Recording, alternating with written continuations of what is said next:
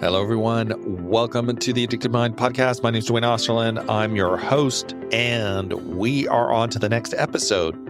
So today, our guest is Cesar Wurm. He is the author of the book, The Powers of Addiction, Finding Freedom in Acceptance and Recovery.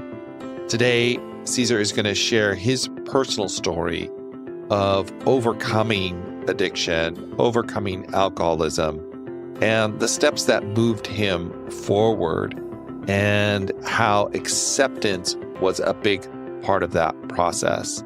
He's going to share a little bit about his own life of overcoming the loss of his mother at a young age and his own battle in this addiction. Cesar reflects on his mission to support others and spread hope through sharing his own story. He really wants to inspire individuals to seek happiness and fulfillment, and for them to know they are not alone in this journey and to get help. So I think you'll get a lot out of this episode. And if you're getting a lot out of the Addicted Mind podcast, please rate and review us on iTunes. It really does help the podcast get found. I really do appreciate it. And don't forget to click the subscribe button so you get the latest episodes. All right, everyone, let's start this episode. All right, everyone, welcome to the Addicted Mind podcast. I have Cesar Wurm with me, and he is the author of The Powers of Addiction, Finding Freedom in Acceptance and Recovery. Cesar, introduce yourself, and we're just going to jump right in. Great. Well, thanks, Dwayne, for having me. Very excited to be here with you. So, as you mentioned, I just recently published a book, and if you had told me, 5 or 10 years ago that I've been publishing a book, I would say you're crazy. There's no way. Crazy. I've never been a great student or never aspired to be an author. But as we were talking a little bit before, I've had my journey of addiction, and that really, when reflecting, started early on in my life. But then, as I was fortunate enough to get sober, and over the last 9 years, I've been sober a little over 9 years, it's been really interesting just to, when I began opening up a little bit about my situation with others, I start realizing the power that we have to help others in similar situation. Because for many years, I've had a lot of bias, a lot of shame.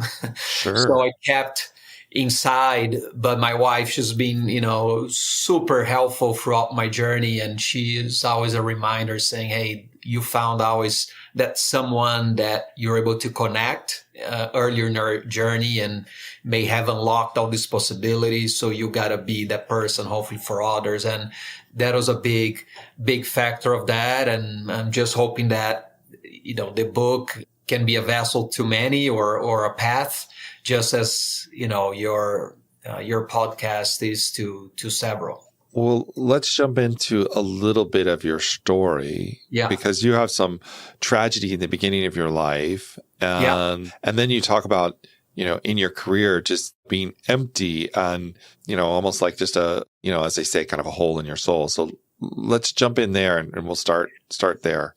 Yes. Yeah. So it was interesting. Yeah. I lost my mom really young. I was about 12 years old when she passed. She was going for a procedure that wasn't expected to be anything that turned out to be. And unfortunately, she passed. And as you can imagine, losing someone that early on was very, very impactful, especially my mom. We're super close. As you may have seen from the book, I wasn't that close to my dad. And I never dealt that great with that. I start suppressing a lot of feelings. We're in a household where sharing emotions, sharing feelings wasn't the norm. So I became very good about hiding things, suppressing things. And as you know, somehow that transpired in some shape or form.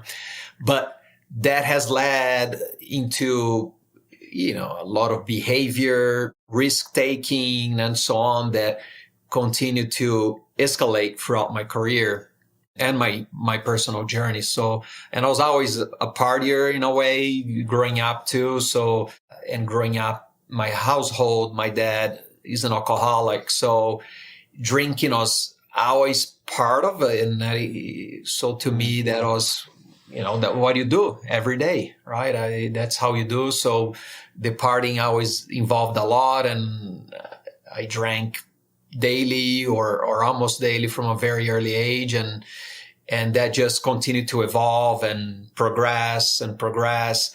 And it's interesting your point about my career, because thankfully I'm being very successful. I never lost a job somehow, even though at times I probably should have or definitely could have.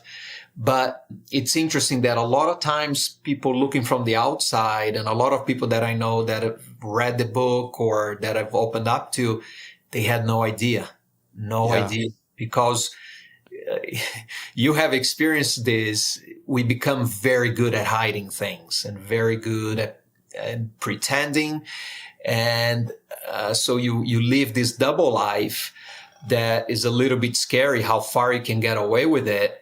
And I was able to keep it for so long. So yeah, it's very, very eye-opening to many when you hear that. Yeah, you tell a story in your book about in one of your relapses about you're going to go to go-karts, and you stopped and you got all this wine and you drank it, but there was no drinking at this event. Yeah. And how I'll let you tell it a little bit about how you, like you said, the deception, deceiving, keeping this so hidden and a secretive and going along, and how I think someone said something about heat stroke, and you jumped on it. Jumped on it. Yeah.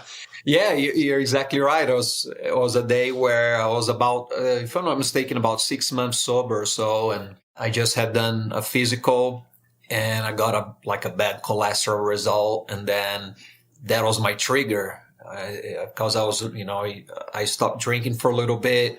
I was doing better. So I said, well, in my eyes, this result's going to be great because I kicked everything. And it wasn't. So that was the trigger where I said, and start going to the self-pity. And anyway, that led me to go on the way to the meeting. It was a team outing. I decide, let me go to Publix and get some boxed wine or whatever the case may be. And then I start drinking on the way to the go-kart. There was a meeting, and then after to the go-kart. So before the meeting, during, right, just before. And then in between the races, I was going to my car and drinking more.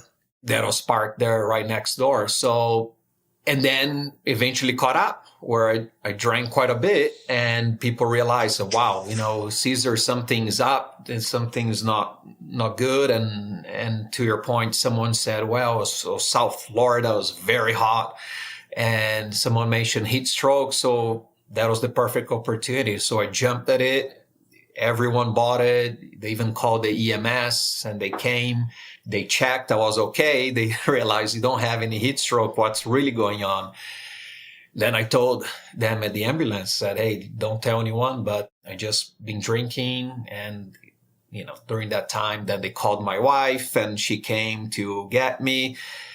And that was one of the steps that drew me closer to get the help I needed and really start that process. But yeah, that's a great example where you're so good at hiding. People never jump into that thought. They would imagine almost anything else before they go there. Yeah, which is, you think about it and you start to share the story. I mean, you went all in there. I mean, all the way to the ambulance coming, all the way to this, and how to keep the addiction secret, to keep it silent. I mean, and I don't think you're alone in that story when we talk about addiction, but you bring it up in a way to show how far we can go for self-deception and the deception of others.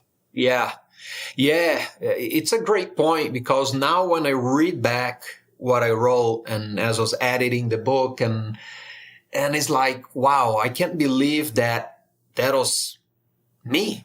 I can't believe it's almost like another person that I'm relooking, because to your point, when you when I was living it, it made sense because you justify everything I did. I was planning how I'm going to get the next drink. So I planned my entire day as to how I'm going to get those breaks, to get an excuse to get out and get a drink. And then to also, as you mentioned, whenever someone challenges or in a situation where you think you may be getting exposed, I used to default to denial and usually worked. And when it did, you still deny and it usually goes away. So it is amazing how far you go with it and how you're able to justify when you're in that mental state that it makes sense. Just because you had a good day or a bad day, or is justifiable, or is not a lot because you're still functioning, right? Hey, I still have a job. My liver results are not that bad on my medical, so I must not be drinking that much, right? So yeah, I was grabbing whatever I could. So any way you could justify it, when did it start to kind of crumble? I mean, you had this event and then other things. When did it really start to say, okay, I got to break through this denial? Or how did you start to, I mean, I don't know if we really say that. I think sometimes the situations, it's forced upon us, but talk a little bit about that. Yeah. Looking back, there are a few things. I think number one was seeing the disappointment in my wife, because there were some points where she said, I even don't recognize anymore. And she was,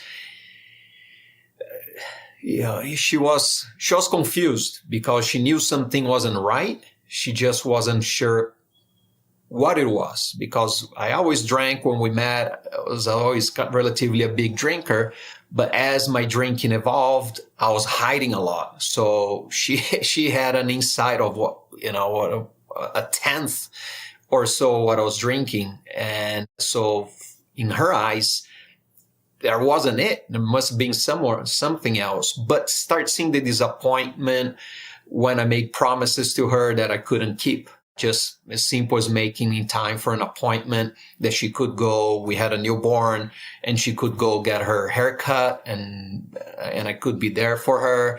And so that was a big factor. Another factor was when you start having physical reactions where you sometimes had the shakes and you would wake up and I would need to have a drink or something just to kind of feel semi-normal.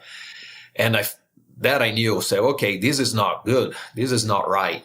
And then I think finally I was really going back to my own childhood where I recall the pain, the pain and the lack of safety of growing in a household where you wasn't sure how your dad's going to come, if he's going to come sober or drunk, and what you're going to get today. And I realized that I was doing that to my daughter, and she was at 2.5. And that was really my thing where I looked myself in the mirror and said, man, you're doing exactly what you have anger and you despise your dad for. And I said, I'm better than this. I got to do something different. And that's where I started my journey.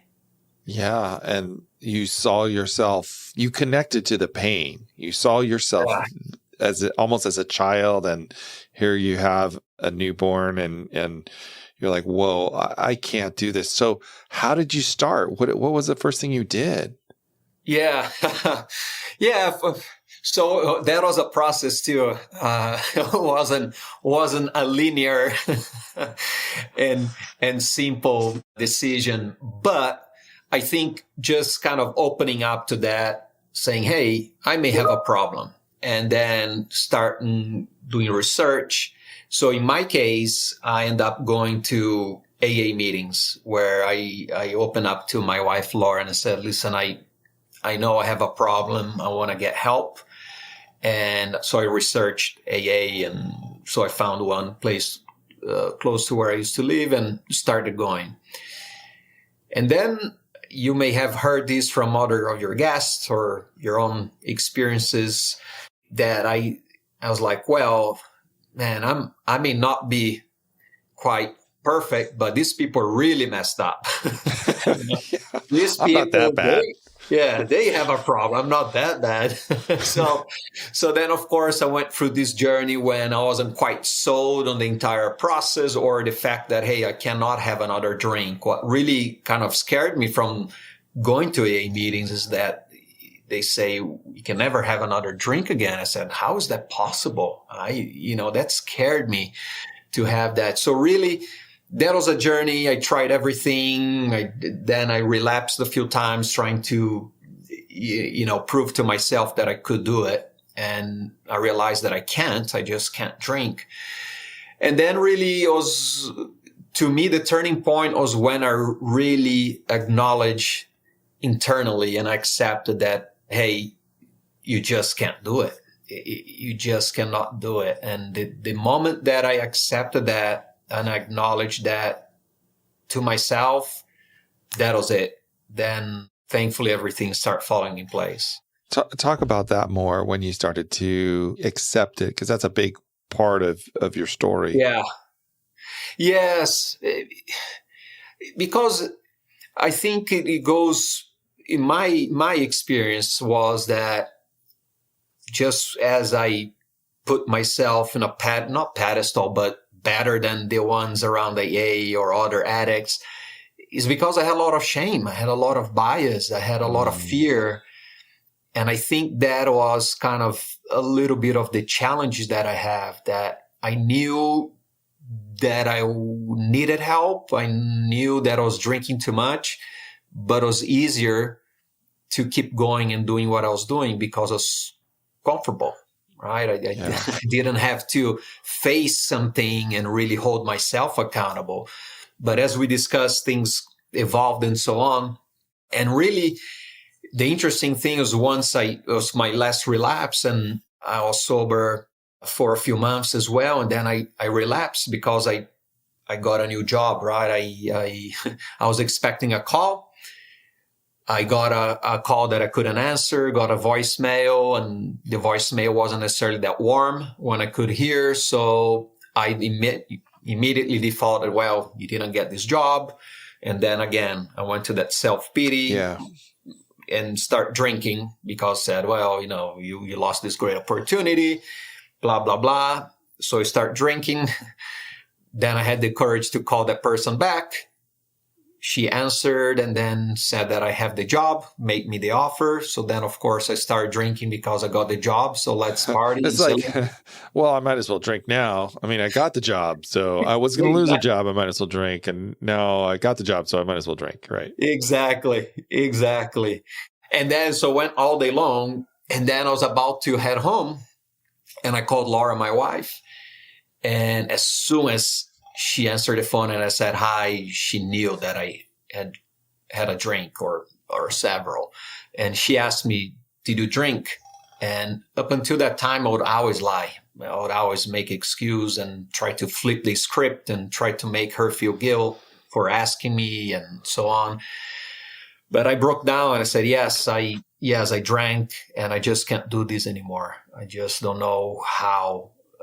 I'm lost. I need help. And I think also how she responded was, I think she felt my honesty, my loss or whatever the case. And she said, I know that you're trying.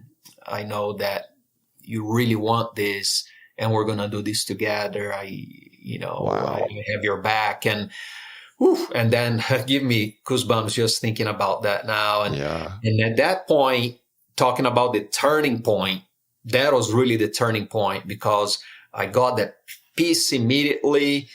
And then I just kind of knew, okay, this is it. And then the next morning I start working on it and never looked back because I think that was the moment where what's the word? Not redemption, but, but I was thinking kind of the same thing where, your wife was able to kind of get around that shame. Yeah.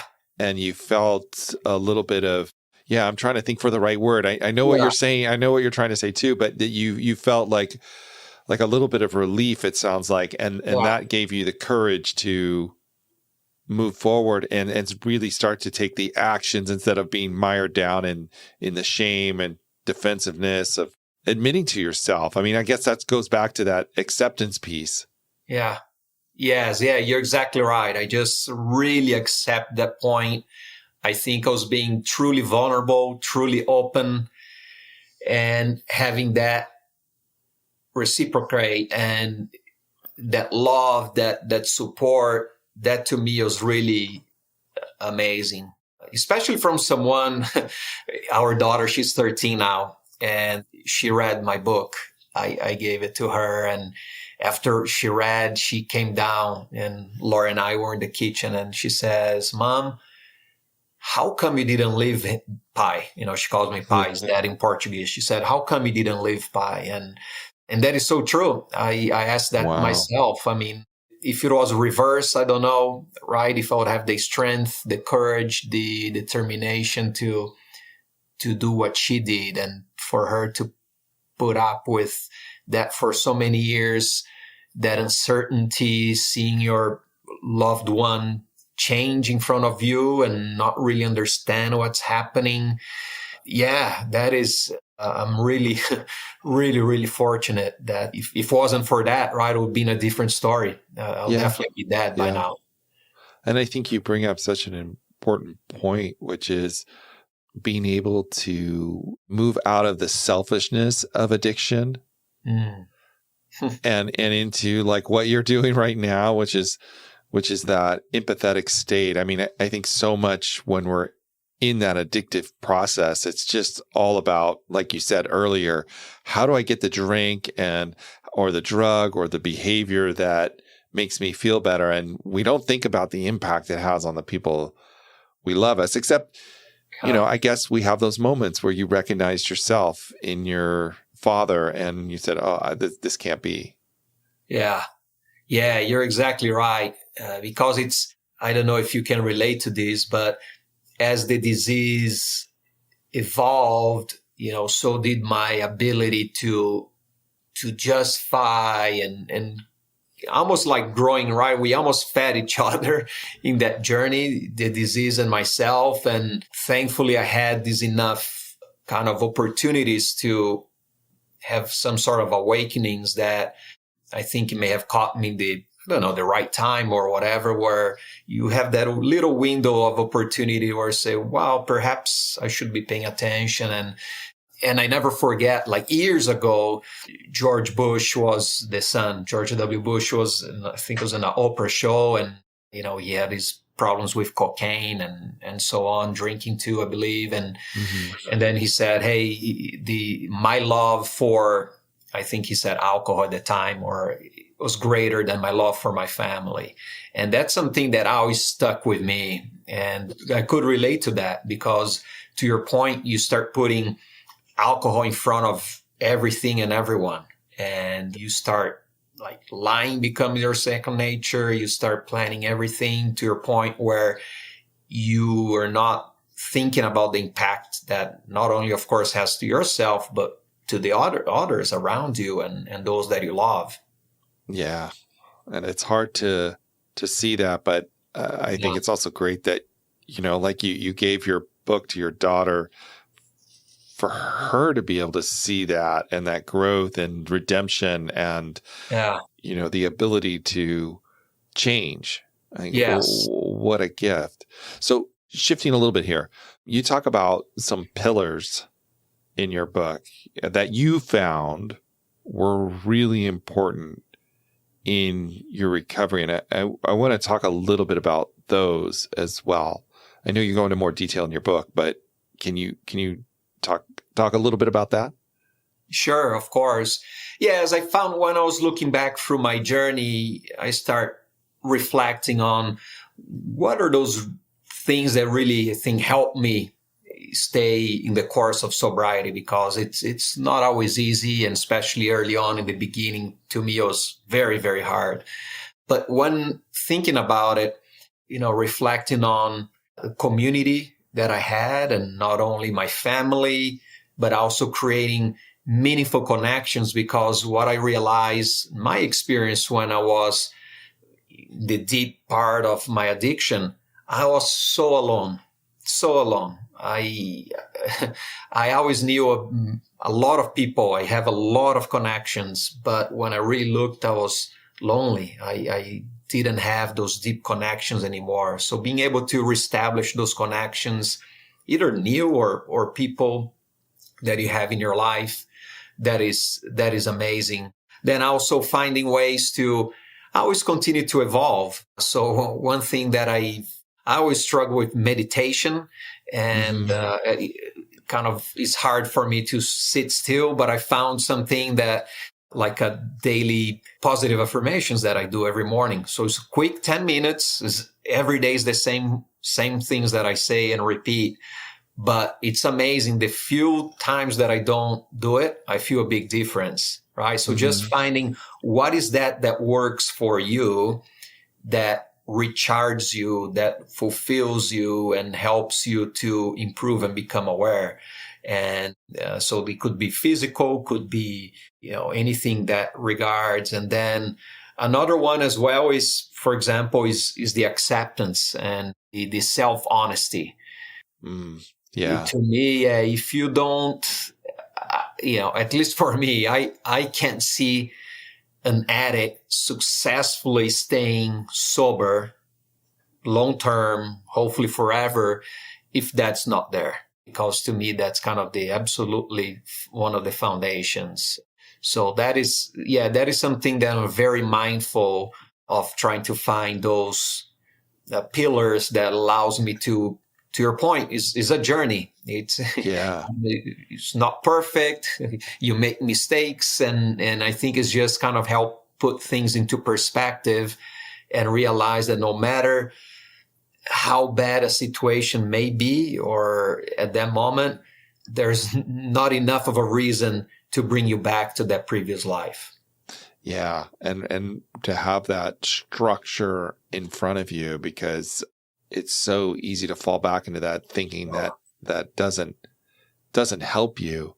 Tell me a little bit about taking your story and writing about it and putting it out there. And, I'm still kind of going back to, sharing it with your daughter and just being so vulnerable and writing it and making that decision to write it and put your story out there. Yeah. That has been a journey too. So the first 6 or 7 years, I really didn't share much. Very few people knew. And that goes back to my shame, my self-bias, and all that. And then the few times that I start sharing, either mostly opportunistic way, you start seeing very positive reaction from people, meaning that almost every time I opened up to someone before I really became public with it, the response was either they were directly or indirectly impacted by it. Yeah. Okay. And that to me was like, I knew that there was a lot of people like myself out there, but I didn't know there was that many. And then even when people quite didn't have the directly experience with addiction or alcohol or drugs, still the stories somehow can be relate to some degree to health or some other challenges in their lives that there's some sort of relation to. So that was just like the addiction. We began growing, and then I start opening more, and receiving that feedback. I said, wow, that I and my wife Laura saying, hey, someone helped you. You gotta do that, and I think that continued to evolve. And then when I became 8 years sober, the only social media that I did at the time is LinkedIn. I'm trying to grow more into others. And I posted, you said, I'm going to go all in. And I did. Take the risk. Just take the risk and put it out there. Exactly. Put it out there. And the response was unbelievable. And again, heard from so many people that I knew, that I worked with, that were going through the same things that I had no idea, just goes into how the hiding is so good. People that are going for the same thing when I was going through it. and then people within, my son, my daughter, my partner, and that just kind of exploded. And then it really gave me the peace of mind that, wow, I really have the opportunity to make a difference. So, and how I say to your question on, I guess, how I became comfortable or had the courage to open up and really put it out there, is that I believe that my purpose to help others became greater than the fear of any backlash. Yeah. And Dwayne, and it's interesting. And I think, my daughter, I was always a little bit open. She never really knew the entire story until she read the book, but she's seen some of podcasts and things that I've done. And she was very proud and very thankful that I decided to get help and change. But it was interesting that sometimes the exterior perceptions that we have of people, if someone was looking into my life, okay, and they had no really closeness to what I was going through, they would imagine, man, this guy has a perfect life. Right? He has no problems. Has a good career. He has a beautiful family. He looks healthy, and so on. And I think that's why I wanted also to get out there, because, even my own self-bias is like, hey, if someone is homeless, well, okay, he or she may have been an addict, and then that explains. But if someone is successful or whatever, then that doesn't apply. And I wanted to help break that and open up, because to me, that's part of why it's still so much issue with sharing information about this, because there's so much shame that unless people like myself feel comfortable of talking openly, that will not change. Yeah. Yeah. I mean, so many people suffer in silence. The majority of people who struggle with addiction, just from a look from the outside, you wouldn't even know. Yeah. Yet in the inside, like you said, you can have all these outside things that look wonderful, but be suffering on the inside in that darkness. Like you said in your book, part of you just slowly disappeared. Yeah. As this addiction took over, and it was, you were an empty shell. Yet no one would know, because, you like you said, you have all the things that make everything look great, but internally you're suffering. I mean, that's to all the people out there that are in your position. I mean, there's hope. I mean, by you doing that, it removes a little bit of the shame for them, and maybe they can say something like, oh, maybe I should get some support here. Yes. And I think that's part of that, is because when you're in that state, you feel so lonely, you don't see a way out. You don't think people will understand you. And I had a great support system. So I can imagine if someone that may be, I don't know, maybe alone or may not have people that are so understanding or supportive, because a very hard disease to be around. But you said it brilliantly. I want to make sure that help people understand that, hey, they're not alone. Number one, there's so many people out there, and you don't have to go through this alone if you don't want to. And also, it's not your fault. It's not people's fault. And that's one thing that I still don't know, Dwayne. Perhaps you can help me. I caught one of your shows actually a year ago, in March of last year, with Dr. Higgins. Oh, yeah. Yeah. So I connected with her. We actually became friends, and I did her biomarkers, because to your point, I still don't know. Like, I know that DNA, I have DNA and all that, but there's still, I think, a little bit of a gray scenario on how much choice, how much of your behaviors plays into that. And I think that's part of the shame and the lack of understanding about the disease, is because you're never like, okay, this is 100% as to why you, Cesar, became an addict. And, there's this bunch of things that tells me why I was very likely and how I got there. Yeah. But it doesn't say this is exactly why. But like, as I said on the books, like, I don't know any addict that wants to be an addict. Yeah, me neither. Yeah. Me neither. I mean, I've worked in this field a long time. Yeah. I think some people have given up hope, and that's very sad where they give up.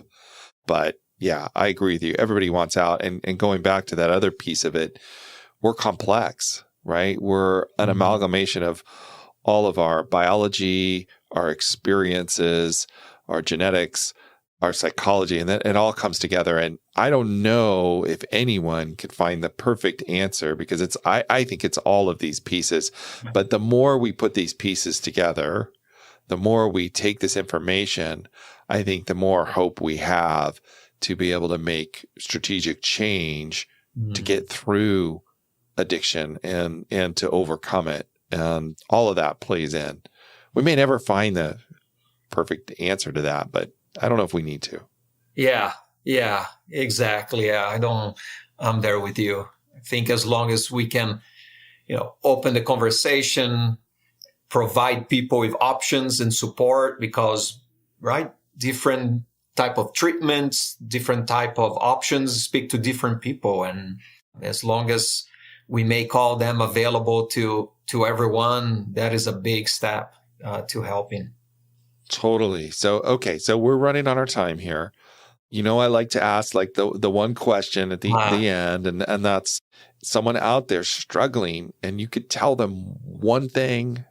What do you want them to know? What do you want to tell them? Yeah, I want to tell that there is hope. There is hope. It doesn't matter how unlikely it is, how hard and how dark the situation they are in might be. There is definitely a way out. It's not easy, but there is available resources. There are people happy to help anyone. I'm not a professional, but like you, I'm an expert on my own journey.